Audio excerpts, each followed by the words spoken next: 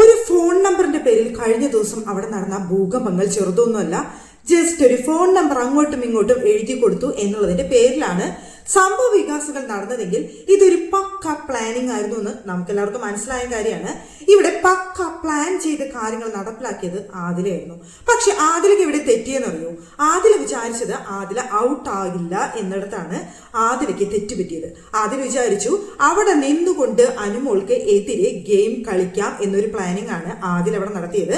അതിനു വേണ്ടിയിട്ടുള്ള പ്ലാനിങ്ങോട് കൂടി ടിഷ്യൂ പേപ്പറിൽ നമ്പർ PR എഴുതി തന്നു, അക്ബറിനെ കുറിച്ച് മോശം പറയാൻ പറഞ്ഞു എന്നൊക്കെ പറഞ്ഞുകൊണ്ട് അത് ആദ്യം ശൈത്യയുടെ അടുത്ത് പറയുന്നു, പിന്നെ അക്ബറിന്റെ അടുത്ത് പറയുന്നു. അതുമാത്രമല്ല ഇനിയും അക്ബറിനെ കുറിച്ച് ഒരുപാട് കാര്യങ്ങൾ പറഞ്ഞു തന്നിട്ടുണ്ട്, അതൊന്നും ഇവിടെ വെച്ച് വെളിപ്പെടുത്താൻ പറ്റില്ല. അതുമാത്രമല്ല ഞങ്ങൾ അക്ബറിനോട് മിണ്ടാത്തത് അവള് ഞങ്ങളെ സ്വാധീനിച്ചിട്ടാണ്, പല കാര്യങ്ങളും പറഞ്ഞ് ഞങ്ങളെ തെറ്റിദ്ധരിപ്പിച്ചു എന്നൊക്കെ പറഞ്ഞുകൊണ്ട് അവിടെ നല്ലൊരു ഗെയിം അവിടെ ആദില പ്ലാൻ ചെയ്തു. അത് വർക്കൗട്ട് ചെയ്യുകയും ചെയ്തു. പക്ഷെ അപ്രതീക്ഷിതമായിരുന്നു ആദിലയുടെ പുറത്താകല്. അപ്പൊ പുറത്തായി എന്ന് മനസ്സിലായ ആദിലയ്ക്ക് ഇത് ഒറ്റയ്ക്ക് കൈകാര്യം ചെയ്യാനായിട്ട് നൂറയെ കൊണ്ട് സാധിക്കില്ല എന്ന് മനസ്സിലായപ്പോ അവിടെ പുറത്തു പോകുന്നതിന് തൊട്ട് മുമ്പ് ഹഗ് ചെയ്തിട്ട് അക്ബറിന്റെ അടുത്ത് പറഞ്ഞു, ആ വിഷയം വിട്ടേക്ക്, ഇനി അതിനെക്കുറിച്ച് സംസാരിക്കേണ്ട, അത് വിട്ടേക്ക് എന്ന് പറഞ്ഞുകൊണ്ട് ആദിലയ്ക്ക് അവിടുന്ന് പടിയിറങ്ങേണ്ടി വന്നു. ആദില അവിടെ ഉണ്ടായിരുന്നു എന്നുണ്ടെങ്കിൽ ഈ വിഷയം ആളിക്കത്തുമായിരുന്നു. ആദില അവിടെ വലിയ സംഭവമാക്കി ആളിക്കത്തിക്കുമായിരുന്നു. ഇനിയിപ്പോ ആ പേപ്പർ ഞാൻ ചുരുട്ടി കളഞ്ഞോ, ഫ്ലഷ് ചെയ്ത് കളഞ്ഞോ, നീയല്ല അത് കളയാൻ പറഞ്ഞത് എന്നൊക്കെ പറഞ്ഞിട്ട് ഭയങ്കരമായിട്ട് പ്രശ്നമാക്കായിരുന്നു. കാരണം അതിനുള്ള കണ്ടന്റും അവിടെ അവർ ഇട്ടിട്ടുണ്ടായിരുന്നു. അത് മറ്റൊന്നുമല്ല, ഈ പേപ്പറിന്റെ കാര്യം അറിഞ്ഞ സമയത്ത് അനുമോള് വന്നിട്ട് ആദിലെന്നെ ക്വസ്റ്റ്യൻ ചെയ്തു എന്നാണ് ഇവർ പറയുന്നത്. അവിടെ ക്വസ്റ്റ്യൻ ചെയ്തു, ഞാൻ അങ്ങനെ ഒരു പേപ്പർ എഴുതി തന്നത് എവിടെ എന്ന് ചോദിച്ചപ്പോൾ നീ അങ്ങനെ എഴുതി തന്നിട്ടുണ്ടായിരുന്നില്ലേ, നിന്റെ PR നമ്പർ അക്ബറിനെ കുറിച്ച് മോശം പറയണം, ചെളി വരുത്താക്കണം എന്ന് പറഞ്ഞിട്ട് നീ എനിക്ക് എഴുതി തന്നിട്ടുണ്ടായിരുന്നില്ലേ, ആ നമ്പറാണ് അത് തന്നെ. എന്നിട്ട് ആ നമ്പർ എവിടെ എന്ന് ചോദിച്ചപ്പോ ഞാനത് അന്നേ കളഞ്ഞു, ഞാൻ അന്ന് ഔട്ട് ആവാത്തത് കൊണ്ട് എന്ന് പറഞ്ഞപ്പോ അപ്പൊ നിന്റെ കയ്യിൽ തെളിവൊന്നുമില്ലല്ലോ, അപ്പൊ ഞാൻ അങ്ങനെ ഒരു കാര്യം ചെയ്തിട്ടില്ല എന്ന് അനുമോള് പറഞ്ഞിട്ട് പോയി എന്നൊരു കാര്യം കൂടി അവരവിടെ ഇട്ട് കൊടുക്കുന്നുണ്ട്. അവിടെയാണ് കളിയുടെ മറ്റൊരു പ്ലാനിങ് അല്ലെങ്കിൽ മറ്റൊരു ട്വിസ്റ്റ് എന്ന് പറയുന്നത്. ഇത് കേട്ടപ്പോ അക്ബർ അത് അപ്പാടെ അങ്ങ് വിശ്വസിച്ചു. സംഭവം ശരിയാണ്, തെളിവില്ലാത്ത കാര്യം ഇനി അവർ പറഞ്ഞു കഴിഞ്ഞാൽ മറ്റാരും വിശ്വസിക്കില്ലല്ലോ. അപ്പൊ ആ ഒരു പ്ലാനിങ് അനുമോള് കൃത്യമായി നടപ്പിലാക്കി എന്നാണ് അക്ബറും കൂട്ടരും വിശ്വസിക്കുന്നത്. പക്ഷെ ഇതെല്ലാം കൃത്യമായി അവിടെ ആദില പ്ലാൻ ചെയ്തു. പക്ഷേ കയ്യിൽ നിന്ന് പോയത് ഔട്ടായതിനു ശേഷമാണ്. ഔട്ടായതിനു ശേഷം നൂറ ആകപ്പെട്ടു. നൂറ പിന്നെ ഈ ടോപ്പിക് അവിടെ എടുത്തിടണമെന്നോ ചോദിക്കണമെന്നോ നൂറ വിചാരിച്ചിട്ടില്ല. പക്ഷേ അക്ബർ ഇത് വിടോ, അക്ബറിനെല്ലാം മോശമായിട്ട് അവിടെ പറയാൻ ഉദ്ദേശിച്ചത്, അക്ബർ ഇത് വിടോ. അക്ബർ ഇത് വീണ്ടും എല്ലാവരുടെ അടുത്ത് പറയുന്നു, എല്ലാവരും ഇത് ചോദിക്കാനായിട്ടുള്ള തയ്യാറെടുപ്പ് നടത്തുന്നു, ഇത് കിടന്ന് പുകയുന്നു, ചോദ്യങ്ങൾ ചെയ്യുന്നു, പറയുന്നു. ആ സമയത്ത് അവിടെ അനുമോള് പറഞ്ഞ് നൂറയുടെ അടുത്ത് വന്ന് ചോദിക്കാണ്, എവിടെ ഞാൻ എഴുതി തന്ന ഫോൺ നമ്പർ എഴുതി തന്ന പേപ്പർ, ഞാൻ ആരുടെ ഫോൺ നമ്പറാണ് എഴുതി തന്നത്, അത് നീയും ഓളും കൂടിയുള്ള കാര്യമല്ലേ, എനിക്ക് അതിൽ ഇടപെടാനായിട്ട് താല്പര്യമില്ല. അപ്പോ വീണ്ടും അനുമോള് ചോദിക്കുന്നു, ഈ സമയത്ത് എന്നെ ഇതിലേക്ക് വലിച്ചിടല്ലേ, നീ കാര്യം പറ, ആ നമ്പർ എവിടെയാണ്, ആരുടെ നമ്പറാന്ന് പറ, നിന്റെ ചേച്ചിയുടെ നമ്പർ, കാര്യം കഴിഞ്ഞില്ല പൊക്കോന്ന്. അപ്പൊ ആ പറച്ചില്ലേ അവിടെ എന്താണ് വന്നത്, അനുമോളുടെ അടുത്ത് നിന്റെ ചേച്ചിയുടെ നമ്പറാന്ന് പറയുകയും ചെയ്തു. എന്നാൽ ബാക്കിയുള്ളവരുടെ മുന്നില് അവളുടെ അടുത്ത് എന്തോ സമാധാനിപ്പിക്കാൻ വേണ്ടിയിട്ട് ചേച്ചിയുടെ നമ്പറാന്ന് പറഞ്ഞ രീതിയിൽ മറുപടി കൊടുക്കുകയും ചെയ്തു. എന്നാൽ എന്താ പറയാ, കള്ളത്തരമാണ് അനുമോളുടെ അടുത്ത് പറഞ്ഞത്, അവളുടെ PR നമ്പർ തന്നെയായിരുന്നു എന്നുള്ള രീതിയിൽ ഒന്ന് ട്വിസ്റ്റ് ചെയ്യുകയും ചെയ്തു. വീണ്ടും അനുമോള് ചോദിക്കുമ്പോൾ അവിടെ നൂറ പറയുന്നത്, എന്റെ അള്ളാണേ ഞാൻ അത് എടുത്തിട്ടില്ല എന്ന് പറഞ്ഞില്ലേ എന്ന്. കാരണം അവളുടെ കയ്യിലില്ല, അപ്പൊ അവൾക്ക് അങ്ങനെയൊക്കെ സത്യടാം. പക്ഷേ അവിടെ ഇരിപ്പുണ്ട് സാധനം, അത് അവൾക്ക് അവിടെ നോ പറയും, എങ്കിൽ പോയി നീ പോയി തപ്പിക്കോ എന്നായി. അപ്പൊ ബ്ലൈൻഡ്സ് ഇട്ടിരിക്കുകയാണ്. അനുമോള് പോയിട്ട് അപ്പൊ തന്നെ പോയി തപ്പാനായിട്ട് അനുമോളെ കൊണ്ട് പറ്റില്ല എന്നറിയാവുന്ന നൂറയാണ് പറയുന്നത്, എങ്കിൽ പിന്നെ നീ പോയി തപ്പിക്കോ എന്നൊരു കാര്യം അവിടെ പറയുന്നത്. അപ്പോഴാണ് എല്ലാവരും അനുമോളുടെ അടുത്ത് ചോദിക്കുന്നത്, നിങ്ങൾ അങ്ങോട്ടും ഇങ്ങോട്ടും നമ്പർ കൈമാറിയിട്ടുണ്ടോ, എങ്കിൽ പിന്നെ തെളിവിനെ അവിടെ ആദ്യം എഴുതി തന്ന നമ്പർ നീ സൂക്ഷിച്ചിട്ടുണ്ടെങ്കിൽ അതെടുത്ത് കാണിക്കുക എന്ന് പറയുന്നത്. അപ്പൊ അനുമോള് പറയണം, അതെന്റെ കയ്യിലുണ്ട്, തെളിവെന്റെ കയ്യിലുണ്ട്, ആദ്യം എനിക്ക് അവളുടെ നമ്പർ എഴുതി തന്നിട്ടുണ്ട്, അതെന്റെ കയ്യിലുണ്ട് എന്ന്. അപ്പോഴാണ് അനുമോൾ അവിടെ പറയുന്നത്. ബ്ലൈൻഡ്സ് തുറന്ന വഴിക്ക് അനുമോള് അതെടുക്കാനായിട്ട് ഓടിപ്പോന്നു. അപ്പോഴും അവിടെ ആദിലേരും നൂറേരും അവിടെ വന്ന് അനുമോള് ചെക്ക് ചെയ്തില്ല. ആ സമയത്താണ് ഇവിടെ ഈ സംഭവം. അപ്പൊ തന്നെ എന്നിട്ട് അത് എടുത്തുകൊണ്ടുവന്ന് നെവിനെ കാണിക്കുന്നു. നെവിൻ അത് കണ്ടിട്ട് അപ്പൊ ശരി തെളിവ് കിട്ടിയില്ലോ എന്ന് പറയുന്നു. അപ്പൊ അതിനിടയിലാണ് നമ്മുടെ നൂറ കൊണ്ടുവന്ന് ആരും കാണാതെ ആ നമ്പർ എഴുതിയ ടിഷ്യൂ പേപ്പർ എടുത്തുകൊണ്ട് കൊണ്ടുപോകുന്നത്. അത് കളഞ്ഞോ, വേസ്റ്റ് ബിന്നിൽ ഇട്ടോ, വീണ്ടും ഒളിപ്പിച്ചോ എന്നൊന്നും നമുക്ക് കാണിക്കുന്നില്ല. അത് എടുത്തുകൊണ്ട് പോകുന്നത് മാത്രമേ നമുക്ക് കാണിക്കുന്നുള്ളൂ. ഇത് കൊണ്ടുവന്ന് കാണിക്കുന്ന സമയത്താണ് അക്ബർ അവിടെ കാര്യങ്ങൾ വീണ്ടും ടെസ്റ്റ് ചെയ്യുന്നത്. അത് ഉള്ള ചേച്ചിയുടെ നമ്പർ ആണെന്ന് ആദിൽ എന്നോട് ലാസ്റ്റ് പോകുന്ന സമയത്ത് പറഞ്ഞു. പക്ഷേ ഈ എന്നെ കരിവാരി തേക്കാൻ വേണ്ടിയിട്ട് തന്നെയാണ് ആ നമ്പർ കൊടുത്തതെന്നാണ് പറഞ്ഞത്. എങ്കിൽ പിന്നെ എന്തുകൊണ്ട് എല്ലാവരും വളഞ്ഞിട്ട് പി ആറിന്റെ നമ്പർ എന്ന് പറഞ്ഞ് അനുമോളെ ചോദ്യം ചെയ്യുന്ന സമയത്ത് അക്ബർ എല്ലാവരുടെ അടുത്തും അത് പി ആറിന്റെ നമ്പർ ഒന്നല്ലായിരുന്നു, അവളെ ചേച്ചിയുടെ നമ്പർ ആയിരുന്നു എന്ന് എന്തുകൊണ്ട് എല്ലാവരുടെ അടുത്തും പറഞ്ഞ് അവരെ തിരുത്തിയില്ല? അപ്പൊ അവിടെ അക്ബറിന്റെ മറ്റൊരു മുകളിൽ നമുക്ക് അവിടെ കാണാൻ സാധിച്ചത് അനുമോളെ വളഞ്ഞിട്ട് ആക്രമിക്കട്ടെ എന്ന് വിചാരിച്ചിട്ട്. ഇതൊക്കെ പോട്ടെ, എല്ലാവരും ആക്രമിച്ച് അവിടെ കരഞ്ഞ് നില വിളിച്ച് അനുമോൾ ഇരിക്കുമ്പോ എന്തു കൂട്ടുകാരിയാണ് ആ നൂറ? അവളെ കൂട്ടുകാരി എന്ന് വിളിക്കാൻ പറ്റുമോ? അവളെ എനിക്ക് വേറെ വല്ല പറയാനായിട്ടാണ് തോന്നുന്നത്. അവള് അവിടെ ഇരുന്ന് മുതലക്കണ്ണീര് ഒഴുക്കായിരുന്നു. അവള് എന്തിനാണ് എന്നെ ഇതിലേക്ക് അവള് വീണ്ടും വലിച്ചിഴക്കുന്നത്, എന്തിനാണ് വീണ്ടും എന്നെ ഇതിലേക്ക് വലിച്ചിഴക്കുന്നത്, ഞാൻ എന്ത് ചെയ്തു എന്ന് ചോദിച്ചുകൊണ്ട് അവളവിടെ കരച്ചിൽ നാടകം നടത്തായിരുന്നു അവിടെ നൂറ. ഇത് മുഴുവൻ ഈ കരച്ചിൽ നാടകം കഴിഞ്ഞിട്ടാണ് അവള് അവിടെ ബെഡ്റൂമിലേക്ക് വന്നിട്ട് ഈ പറയുന്ന കടലാസ് എടുത്തുകൊണ്ട് പോയത്, ആ ടിഷ്യൂ പേപ്പർ എടുത്തുകൊണ്ട് പോയത്. പിന്നെ എന്തിനാണ് അവളെ പുറത്ത് കിടന്നിട്ട് ആ ഷോ ഓഫ് മുഴുവൻ കാണിച്ചു കൂട്ടിയത് ഈ നൂറ? സരിക്കാനെ കെട്ടിപ്പിടിച്ച് കറിയുന്നേ, ചൈത്യനെ കെട്ടിപ്പിടിച്ച് പറയുന്നു, എന്തിനിതിലേക്ക് വലിച്ചഴിക്കുന്നു ചോദിക്കുന്നു. അല്ല, ഈ പറയുന്ന ആദിൽ നൂറയല്ലേ തലേ ദിവസം ഇരുന്ന് സംസാരിച്ചത്? നമുക്കല്ലേ ബേബി അങ്ങനെ അവള് ഫോൺ നമ്പർ എഴുതി തന്നത്, എന്നിട്ട് അവൾ ഇങ്ങനെ പറഞ്ഞില്ലേ ബേബി, ബേബിയും കേട്ടതല്ലേ ബേബി അപ്പൊ അവള് പറഞ്ഞിട്ട് എന്നിട്ട് അവള് ഇങ്ങനെ പറയാൻ പാടുണ്ട് ബേബി എന്നൊക്കെ ആദിലെ പറയുമ്പോ ഈ നൂറ ശരിയാണ് എന്ന് പറഞ്ഞിട്ട് എന്തിനാണ് ഈ നൂറയെ ഇരുന്ന് തലയാട്ടിയത്? എന്നിട്ട് ഇപ്പൊ അനുമോൾ ചോദിച്ചപ്പോ പറയാണ് നിങ്ങൾ തമ്മിലുള്ള കാര്യം എനിക്കറിയില്ല എന്ന്. ഇതേ നൂറ തന്നെയല്ലേ ഇന്നലെ ആദിലേരെ അടുത്തിരുന്നിട്ട് ശരിയാണ് എന്ന് സമ്മതിച്ചു കൊടുത്തത്. എന്നിട്ട് ഇപ്പൊ അനുമോളുടെ അടുത്ത് പറയുന്നു നിങ്ങൾ നമ്പർ കൈമാറുന്ന സമയത്തോ നിങ്ങൾ സംസാരിക്കുന്ന സമയത്തോ ഞാൻ അവിടെ ഉണ്ടായിരുന്നില്ല, എനിക്കിട്ട് അറിയൂല്ല എന്നാണ് നൂറ ഇരുന്ന് പറഞ്ഞത്. ഇതൊക്കെ കഴിഞ്ഞ് അവിടെ കരച്ചിൽ നാടകവും കരച്ചിലും അനുമോളെ കുറ്റപ്പെടുത്തലും ഒക്കെ കഴിഞ്ഞിട്ട് ഒന്നറിയാത്തവണ്ണം പോയിട്ട് ആ ടിഷ്യൂ പേപ്പർ അങ്ങോട്ട് എടുത്തു മാറ്റി. ഇതൊക്കെ കഴിഞ്ഞിട്ട് ഷാനവാസ് അവിടെ ചോദിക്കുന്ന കുറച്ച് ചോദ്യങ്ങളുണ്ട്. സംഭവമൊക്കെ ശരി, ഇതൊക്കെ ചെയ്തു എന്ന് സമ്മതിക്കാം. എന്തുകൊണ്ട് തെളിവ് കാണിക്കുന്നില്ല നൂറ?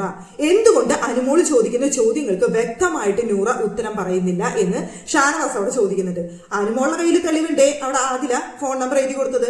നൂറയുടെ കയ്യിലും ആ ടിഷ്യൂ പേപ്പർ കാണണല്ലോ. അത് ഒരിക്കലും ഒരാളുടെ ഫോൺ നമ്പർ കൊണ്ടുപോയി വേസ്റ്റ് ബിന്നിലിടില്ല. ആ ടിഷ്യൂ പേപ്പർ എന്തുകൊണ്ട് തെളിവായിട്ട് അവൾ കാണിക്കുന്നില്ല? അല്ലെങ്കിൽ അനുമോള് ഇത്രയൊക്കെ ചോദ്യങ്ങൾ ചോദിച്ചിട്ടും എന്തുകൊണ്ട് നൂറ കൃത്യമായിട്ടുള്ള ഉത്തരം കൊടുക്കുന്നില്ല എന്ന് അവിടെ ഷാനവാസ് ചോദിക്കുന്നുണ്ട്. സത്യം പറഞ്ഞു കഴിഞ്ഞാൽ അവരുടെ എല്ലാ ചോദ്യങ്ങൾക്കുള്ള ഉത്തരമായിരുന്നു ഷാനവാസിന്റെ ഈ ചോദ്യങ്ങൾ. ഷാനവാസ് ഇത് ചോദിച്ചോടുകൂടി അക്ബർ കിടന്ന് ഉരുളുന്നുണ്ട്, അതുപോലെ തന്നെ ശൈത്യ കിടന്ന് ഉരുളുന്നുണ്ട്, കുറേ കിടന്ന് ഉരുളുന്നുണ്ട്. അത് പിന്നെ മറ്റൊന്നുമല്ല, അവിടെ അനുമോള് വന്ന് ചോദിച്ചു കഴിഞ്ഞാൽ അനുമോള് വീണ്ടും അത് ടെസ്റ്റ് ചെയ്യും, അത് പി ആറിന്റെ നമ്പർ അല്ല എന്ന് പറയും. അപ്പൊ അത് കൊണ്ട് ചോദിച്ചിട്ട് പറഞ്ഞിട്ട് കാര്യമില്ല എന്ന് വിചാരിച്ചിട്ടാണ് അവര്. പിന്നെ അവരുടെ കയ്യിൽ ആ നമ്പർ ഉണ്ടായിരുന്നു, ടിഷ്യൂ ഉണ്ടായിരുന്നു, പിന്നെ അത് എവിടെ പോയെന്ന് കറക്റ്റ് അറിയില്ല, ഞാൻ നൂറയുടെ അടുത്ത് ഒന്നും കൂടി ചോദിച്ചു നോക്കാം എന്നൊക്കെ പറഞ്ഞുകൊണ്ട് അത് മൊത്തത്തിൽ അങ്ങ് ടെസ്റ്റ് ചെയ്യാനും കുറെ വളച്ചൊടിക്കാനും ഒക്കെ ശൈത്യം നന്നായിട്ട് അവിടെ കഷ്ടപ്പെടുന്നുണ്ട്. പക്ഷെ ഷാനവാസ് അവിടെ കറക്റ്റ് ചോദ്യങ്ങൾ ചോദിച്ചവരെ അവർക്ക് കൃത്യമായിട്ടുള്ള ഉത്തരം അവിടെ കൊടുക്കാനായിട്ട് സാധിച്ചില്ല. എന്നിട്ടും അവസാനം വരെയും അവരവിടെ ഇങ്ങനെ ചൊറിഞ്ഞ് അനുമോളെ കുത്തി അവിടെ കൊല്ലാറാക്കിയിട്ടിട്ടാണ് എല്ലാവരും ആ വീട്ടിൽ നിന്ന് പടിയിറങ്ങിയത്. ഒരാളൊഴിച്ച് ലക്ഷ്മി മാത്രമല്ല, അല്ലറ ചില്ലറ കുറച്ച് പേരും കൂടി സപ്പോർട്ട് ചെയ്തിട്ടുണ്ട്. പക്ഷെ എന്നിരുന്നാൽ പോലും അവരുടെ മനസ്സിലൊക്കെ അനുമോളുടെ അടുത്ത് ചെറിയ ഡൗട്ടും വെച്ചിട്ടാണ് അവർ പടിയിറങ്ങിയത്. പക്ഷെ അനുമോളുടെ അടുത്ത് ഒരു ഡൗട്ടും ഇല്ലാതെ അത്രത്തോളം സപ്പോർട്ട് ചെയ്ത് സ്നേഹിച്ചു നിന്നത് ലക്ഷ്മി മാത്രമായിരുന്നു. ലക്ഷ്മിയുടെ അടുത്ത് ഒരുപാട് ബഹുമാനം തോന്നിയ നിമിഷമായിരുന്നു പ്രേക്ഷകർക്ക്.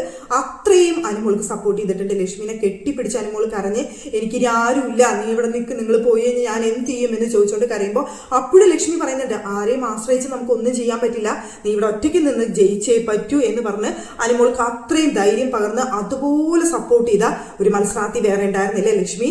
അത് അക്കാര്യത്തിൽ ലക്ഷ്മിയുടെ അടുത്ത് താങ്ക്സ് പറയാതിരിക്കാനായിട്ട് ഒരിക്കലും കഴിയില്ല.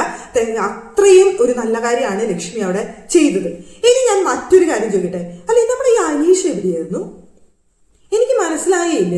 ഈ അനീഷ് ഇത്രയധികം വിഷയങ്ങളും പ്രശ്നങ്ങളും ഒക്കെ നടക്കുന്ന സമയത്ത് അനുമോൾ അവിടെ പൊട്ടി കരയുന്ന സമയത്ത് അവിടെ കളിച്ച് ചിരിച്ചു നിൽക്കുന്ന അനീഷിനെ നിങ്ങൾക്ക് ലൈവില് കാണാനായിട്ട് സാധിക്കും. ലൈവിൽ നോക്കി കഴിഞ്ഞാൽ അവിടെ ഭയങ്കര കളിയും ചിരിയാണ് അനീഷ്. സത്യത്തില് പറഞ്ഞു കഴിഞ്ഞാൽ ചിലപ്പോൾ ഇത്തിരി കൂടിപ്പോ വേണ്ട, ആ ഒരു വാക്കുകൂടെ ഉപയോഗിക്കേണ്ട സനീഷിന്റെ. എന്താണ് സനീഷിന്റെ മനസ്സിൽ നിന്ന് എനിക്ക് മനസ്സിലായില്ല. ഇവിടെ എന്തൊക്കെയോ ഓടുന്നതെന്നുള്ളത് എനിക്ക് ഒരു ഐഡിയ ഇല്ല.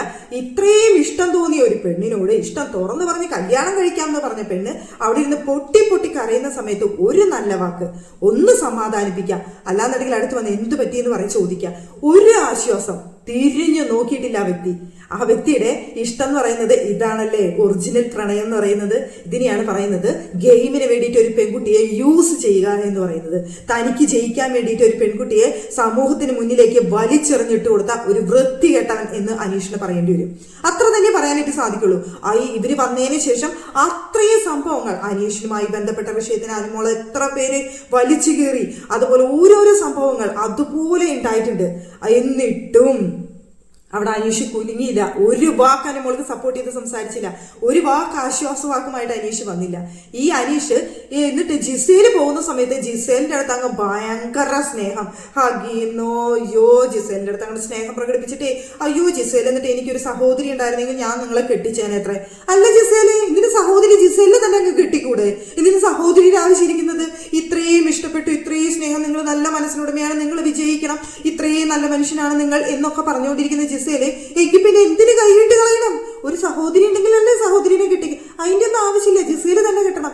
എന്തിനാ ജിസേല് ഇങ്ങനെ ഒരു പ്രഹസനം അവിടെ നിന്ന് കാണിച്ചതെന്ന് എനിക്ക് തോന്നിപ്പോയിട്ടോ. അല്ല, അത് വെറും പ്രഹസനമായിട്ട് എനിക്ക് തോന്നിയുള്ളൂ. എനിക്കൊരു സഹോദരി ഉണ്ടായിരുന്നെങ്കിൽ നിങ്ങളെ കെട്ടിച്ചേനെന്ന്. എന്തിന് സഹോദരിയുടെ ആവശ്യം? നിങ്ങൾ തന്നെ കെട്ട്, എന്നാലല്ല അത് പ്രഹസനം അല്ലാതാവുള്ളൂ. എന്നിട്ട് വേറൊരു ഡയലോഗ്. അല്ല, ഞാൻ പറഞ്ഞു വന്നത് ജിസേലിന്റെ കാര്യം അവിടെ മാറ്റി വയ്ക്കാം. ഈ അനീഷിന്റെ കള്ളത്തരത്തെ കുറിച്ചാണ് ഞാൻ പറഞ്ഞു വന്നത്. ഇത്രയൊക്കെ അവിടെ ഉണ്ടായിട്ട് അനുമോളുടെ അടുത്ത് ചെന്ന് ഒരു നല്ല വാക്ക് പറയാത്ത ഈ അനീഷാണ് അനുമോളോട് പ്രണയം എന്ന് പറയുന്നത്.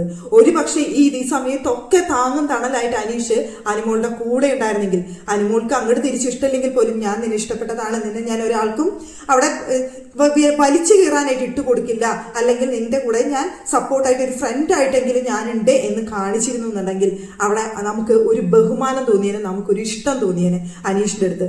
അവിടെ അത് ചിലപ്പോൾ അനീഷിന് ഒരുപാട് പോസിറ്റീവ് ആയേനെ. പക്ഷെ നേരെ തിരിച്ച് അനുമോൾ അവിടെ ഉണ്ട് എന്ന് കാണിക്ക് പോലും ഇല്ലാതെ അത്രയ്ക്ക് മൈൻഡ് ചെയ്യാതെ ഇങ്ങനെ വലിച്ചു കീറാൻ ഇട്ട് കൊടുക്കാണ്. എന്താ വെച്ച് കഴിഞ്ഞാൽ അനുമോൾക്ക് ഇതുകൊണ്ട് നെഗറ്റീവ് ആവുന്നുണ്ടെങ്കിൽ മാക്സിമം നെഗറ്റീവ് ആയോട്ടെ, അതെനിക്ക് വോട്ടായിട്ട് മാറട്ടെ എന്ന് വിചാരിച്ചുകൊണ്ട് അവിടെ കളിക്കുന്ന ഒരു അനീഷിനെ നമുക്ക് കാണാനായിട്ട് സാധിച്ചു.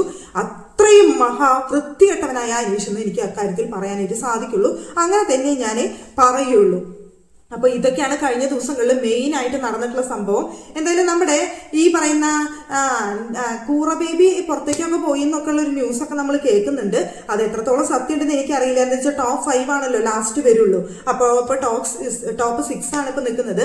അതിൽ നിന്ന് നമ്മുടെ കൂറ ബേബി പോയി എന്നൊക്കെയാണ് നമ്മൾ കേൾക്കുന്നത്. അങ്ങനെയാണെന്നുണ്ടെങ്കിൽ അടുത്ത ടോപ്പ് 5 എന്ന് പറയുന്നത് നമ്മൾ വിചാരിച്ച പോലെ തന്നെ അക്ബർ, നെവിൻ, ബാക്കി 3 പേര് നമ്മൾ എന്തായാലും പ്രഡിക്ട് ചെയ്തിട്ടുള്ളതാണ്. അവരൊക്കെ തന്നെയാണ് അപ്പൊ ടോപ്പ് 5 വന്നിട്ടുള്ളത് നിലവില് എന്ന് തന്നെയാണ് അറിയാൻ സാധിച്ചിട്ടുള്ളത്. ഇനി ആകെ ഒരു ദിവസം കൂടി ഉള്ളൂ വോട്ടിങ്ങിന്. ഇനി എന്തൊക്കെ മറിമായങ്ങൾ സംഭവിക്കും, ആരുടെ കയ്യിലേക്ക് ആ കപ്പ് എത്തും എന്നൊന്നും നമുക്കറിയില്ല. എന്തായാലും കുറെ എണ്ണം പ്രാർത്ഥിക്കുന്നത് ആ വീട്ടില് അവിടെ കപ്പ് അനുമോൾക്ക് കിട്ടരുത് എന്നൊരു കാര്യമാണ് പ്രാർത്ഥിച്ചുകൊണ്ടിരിക്കുന്നത്. അനുമോൾ എന്ന് പറയുന്നത് എനിക്ക് കപ്പും വേണ്ട, കോപ്പും വേണ്ട, ഒന്നും വേണ്ട, എന്നെ ഒന്ന് വീട്ടിലേക്ക് വിട്ടാൽ മതി, ഞാൻ ഇവിടുന്ന് ഇറങ്ങിപ്പൊക്കോളാം എന്ന് പറയുന്ന അവസ്ഥ വരെ ഇന്ന് അനുമോൾക്ക് അവിടെ ഉണ്ടായിരുന്നു. പക്ഷെ അനുമോൾ അങ്ങനെ വെറുതെ പോകാനല്ലല്ലോ ഇത്രയും ദിവസം അവിടെ കിടന്ന് കഷ്ടപ്പെട്ടത്. ഇത്രയും ദിവസം മാനസിക സംഘർഷങ്ങൾ, കരച്ചിലുകൾ, എല്ലാവരുടെ കുറ്റപ്പെടുത്തലുകൾ, എല്ലാവരും കൂടി ചവിട്ടിക്കൂട്ടിയത്, ഇതൊക്കെ നേരിട്ടിട്ട് അനുമോൾ അവിടെ നിന്നത് വെറുതെ കരഞ്ഞുകൊണ്ട് ഇറങ്ങി പോകാനല്ലല്ലോ. അപ്പൊ പിന്നെ അതിനുള്ള ഫലം ദൈവം തരും, അതും കൂടി കൊണ്ടുപോവാം എന്നാണ് എൻ്റെ ഒരു ഇത് കേട്ടോ. അപ്പൊ എല്ലാവരും വോട്ട് ചെയ്യാനായിട്ട് മറക്കരുത് എന്നുകൂടി ഓർമ്മിപ്പിക്കുന്നു.